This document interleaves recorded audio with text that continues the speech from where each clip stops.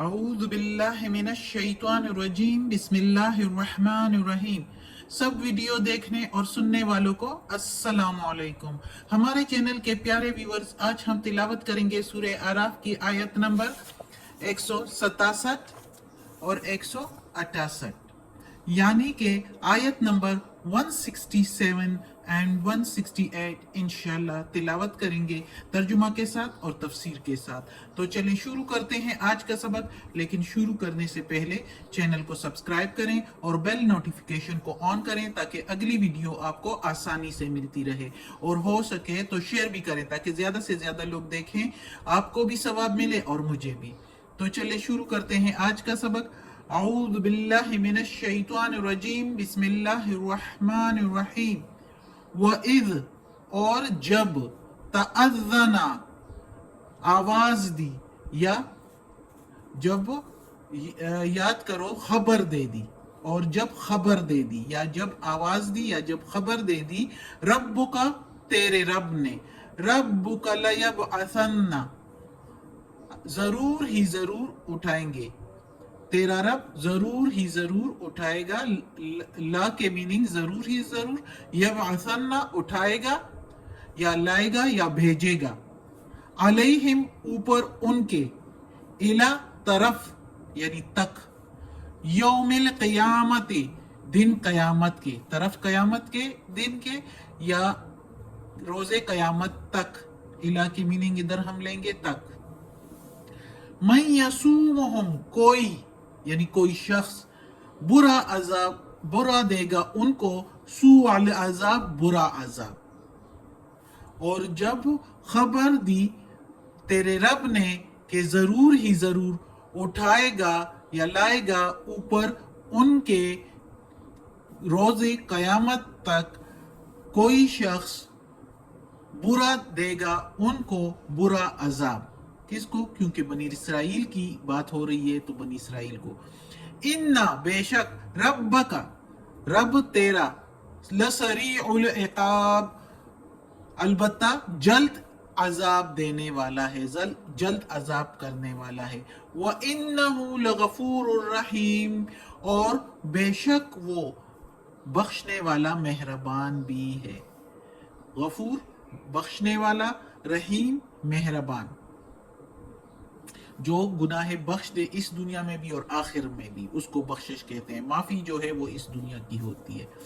تو اس آیت میں اب اللہ تعالیٰ کہتا ہے بنی اسرائیل کے لیے، کیونکہ بنی اسرائیل کا ذکر ہو رہا تھا کہ وہ جو ہے بندر بن گئے جب وہ ہفتے والے دن اللہ تعالیٰ کی نافرمانی کرتے ہیں، اور ہفتے والے دن بھی مچھلیاں پکڑتے ہیں، کاروبار کرتے ہیں، تو اللہ تعالیٰ نے ان کو سزا دے دی اور وہ بندر بن گئے، قردۃ خاسئین ذلیل بندر بن گئے۔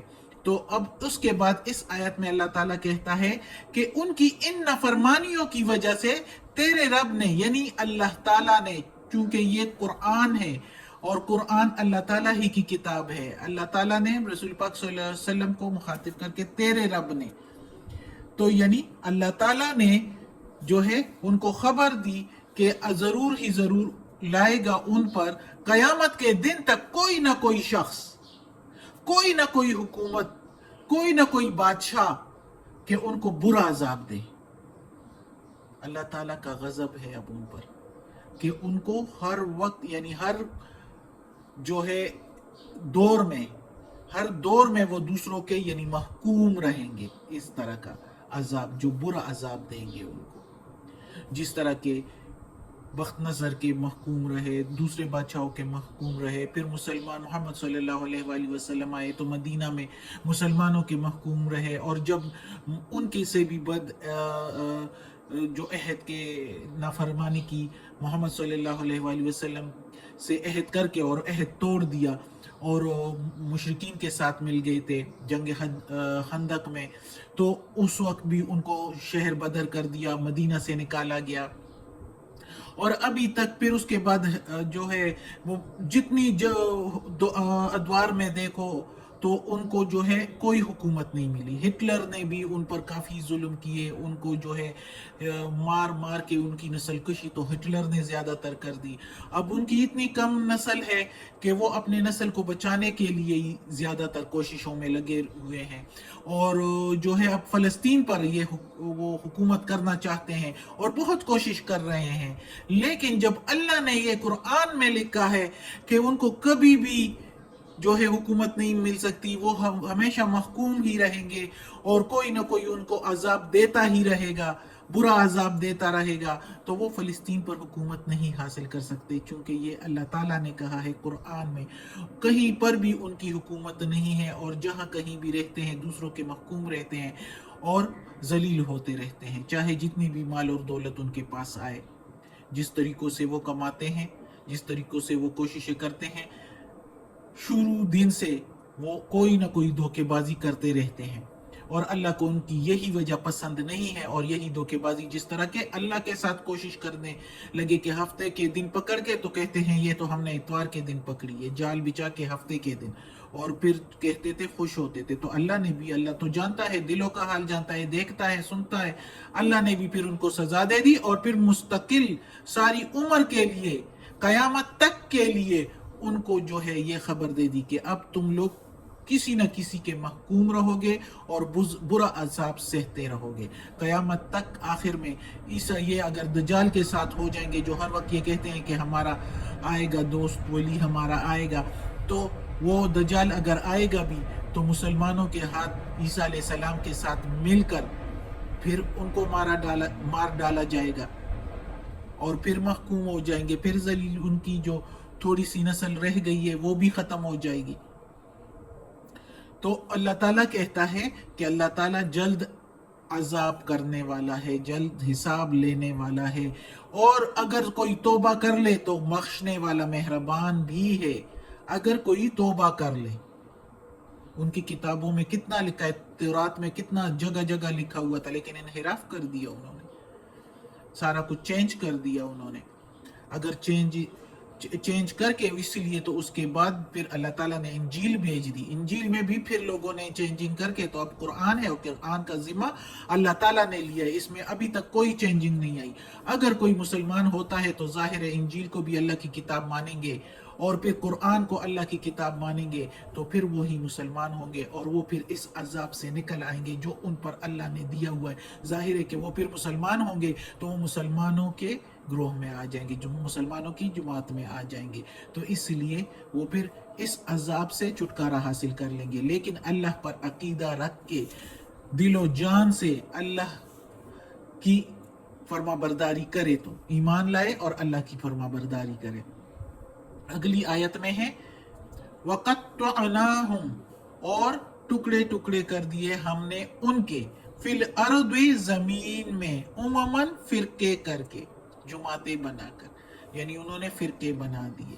مِنْهُمُ الصَّالِحُونَ, ان میں سے کچھ صالح لوگ ہیں, نیک لوگ ہیں. وَمِنْهُمْ دُونَ ذَلِكَ, اور کچھ علاوہ اس کے, یعنی کچھ اور طرح کے ان میں سے. وَبَلَوْنَاهُمْ, اور آزمایا ہم نے ان کو. وَبَلَوْ, اور آزمایا, نا کے میننگ ہم نے ان کو, بالحسنات, بھلائیوں میں, اچھائیوں میں, نیکیوں میں, خوشحالی میں, والسیئات, اور برائیوں میں, یعنی مصیبت میں, سختیوں میں. لعلہم, تاکہ یرجعون, وہ لوٹ آئیں, یعنی وہ پھر آئیں, یعنی وہ مسلمان ہو جائیں. اب اس آیت میں اللہ تعالیٰ کہتا ہے کہ ہم نے ان کے ٹکڑے ٹکڑے کر دیے, یعنی انہوں نے نافرمانی کر دی تو ان کے الگ الگ فرقے بنا دیے, اور وہ ٹکڑے ٹکڑے ہو کے ایک دوسرے کے خود ہی دشمن ہو گئے اور دربدر ہو گئے, کوئی کہاں گیا کوئی کہاں گیا, اور کوئی ان کی حکومت کہیں بھی نہیں رہی. ان میں سے کچھ اللہ تعالیٰ کہتا ہے کہ صالح لوگ بھی ہیں, نیک لوگ بھی تھے, جیسے محمد صلی اللہ علیہ وآلہ وسلم کے دور میں جو ہے, کے وقت میں جو ہے, عبداللہ بن سلام اور اس کے ساتھی, اور کچھ اور طرح کے بھی, یعنی کچھ جو غلط رویے اختیار کیے اور محمد صلی اللہ علیہ وآلہ وسلم کے خلاف چلے, اور وہ پھر دربدر ہی ہو گئے. جب ان کو مدینہ سے بھی نکالا گیا اور خیبر کی طرف چلے گئے اور پھر خیبر بھی فتح ہو گیا، تو کیا ان کی حالت رہی؟ ساری جائیداد زمینیں ان سے قبضہ کر لی گئی. ظاہر ہے جب ان پر حکومت ہی ان کی نہ رہی، ان کا ملک ہی قبضہ ہو گیا، ان پر حکومت ہی دوسری آ گئی، تو پھر تو کچھ ان کا نہیں رہا. تو اللہ تعالیٰ کہتا ہے، آگے مزید کہتا ہے کہ ہم نے ان کو خوشحالی بھی دے دی، ان کو آزمایا تاکہ وہ ہو سکتا ہے شکر ادا کریں اور سیدھے راستے پر آ جائیں، خوش ہو کے اللہ سے اور شکر ادا کریں اور سیدھے راستے پر آ جائیں اور اللہ تعالیٰ کی فرما برداری کریں. لیکن جب وہ نہیں مانتے تو پھر اللہ تعالیٰ نے ان پر سختیاں بھی لائی کہ کسی طرح وہ ڈر جائے اور ایمان لے آئے اور وہ جو ہے سیدھے راستے پر ہو کے اللہ تعالیٰ کی فرما برداری کریں، اور تاکہ اللہ کے سیدھے راستے پر لوٹ آئیں اور جنت کی طرف جائیں. اللہ تعالیٰ کی تو ہر طرف کوشش ہے کہ میرے بندے میری ہی طرف آئے، لیکن دنیا میں اللہ تعالیٰ نے انسانوں کو بھیجا اسی لیے ہے کہ وہ خود مختاری دے کے ان کو بھیجا ہے تاکہ وہ خود ہی جو کچھ کرنا چاہیں تو کرے. مشیت الہی یہ ہے، نظام تکوینی یہ ہے کہ اللہ تعالیٰ کہتا ہے کہ انسان اپنی مرضی سے میری طرف آئے تو میں اس کو اور نزدیک کر لوں گا، میں بھی اس کے قریب ہو جاؤں گا. اور اگر وہ دور جانے کا سوچے تو پھر وہ جانے اور اس کا کام پھر دوزخ میں نے تیار کیا ہوا ہے اگر نافرمانی کرے تو. لیکن کوشش اللہ کی یہی، اللہ تعالیٰ کی مرضی یہی ہوتی ہے، کوشش نہیں، کوشش تو ہم انسانوں کی ہوتی ہے. اللہ تعالیٰ تو جو چاہے وہ کر سکتا ہے. تو اللہ تعالیٰ جب کوئی انسان ایک قدم بڑھتا ہے تو اللہ تعالیٰ اس کے آگے 10 قدم آگے آتا ہے اور اس کو اپنے قریب کر لیتا ہے اور اس کو اپنے سیدھے راستے پر کر لیتا ہے. تاکہ اس لیے اللہ تعالیٰ نے یہودیوں کے لیے بھی کہا ہے کہ میں نے اس کو اچھائیوں میں بھی خوشحالی دے کے بھی کوشش، یعنی ان کو جو ہے کہا ہے کہ خوشحالی دے کے تاکہ وہ لوٹ آئیں میری طرف، اور خوشحالی نہیں تو پھر اس میں نہیں لوٹ آئے تو میں نے ان کو سختیاں بھی دی تاکہ وہ لوٹ آئے. لیکن مشیت الہی کے مطابق اللہ نے ان کو زبردستی نہیں کیا. جو مشیت الہی ہے، انسان خود جو کرنا چاہے وہی کرے گا، اللہ کی طرف آئے گا تو اللہ اس کو ویلکم کرے گا، اللہ اس کو جنت فردوس میں جگہ عطا فرمائے گا. اور اگر وہ خود نہیں آئے گا تو اللہ تعالیٰ زبردستی کسی پر نہیں کرتا. مشیت الہی یہی ہے کہ خود اپنے لیے دوزخ اور خود اپنے لیے جنت سلیکٹ کریں اس دنیا میں. اور اللہ نے سب کچھ پرووائڈ کیا ہوا ہے، یہ قرآن بھی بھیجا ہوا ہے رہنمائی کے لیے. کتنے نیک لوگ ہیں جو کہ بتاتے ہوتے ہیں کہ سیدھا راستہ کون سا ہے، اور کتنے پیغمبر اللہ تعالیٰ نے بھیجے. لیکن اگر جو کوئی نہیں آنا چاہتے تو وہ دیکھو محمد صلی اللہ علیہ وآلہ وسلم کے زمانے میں ان کے ہوتے ہوئے بھی یہودی اور عیسائی بہت ایسے کہ ان کو پتہ بھی تھا کہ یہ سچے رسول ہے، لیکن سیدھے راستے پر نہیں آئے، دنیا کی رونقوں میں غرق ہو گئے. حالانکہ یہ فانی دنیا ہے، ادھر کیا ہے، سب کچھ تو آخرت میں ہے. اللہ ہمیں توفیق دے کہ ہم آخرت کی تیاری کریں اور آخرت میں سرخرو ہو. اللہ ہمیں توفیق دے کہ اس قرآن مجید کا ترجمہ مکمل کریں اور اس پر عمل کرنے کی توفیق دے. صدق اللہ العظیم. اور یا اللہ، یا پروردگار، یا رب العالمین، یا مالک یوم الدین، یا علی کل شیء قدیر، اس قرآن مجید کی تلاوت میں، ترجمے میں، تفسیر میں، زیر زبر پیش میں، تلفظ میں کوئی غلطی ہوئی ہو تو یا اللہ معاف کر دینا، تو معاف کرنے والا مہربان بادشاہ ہے. یا اللہ، یا پروردگار، ہمیں اپنے نیک اور صالح لوگوں میں شامل کر دیں. آمین ثم آمین.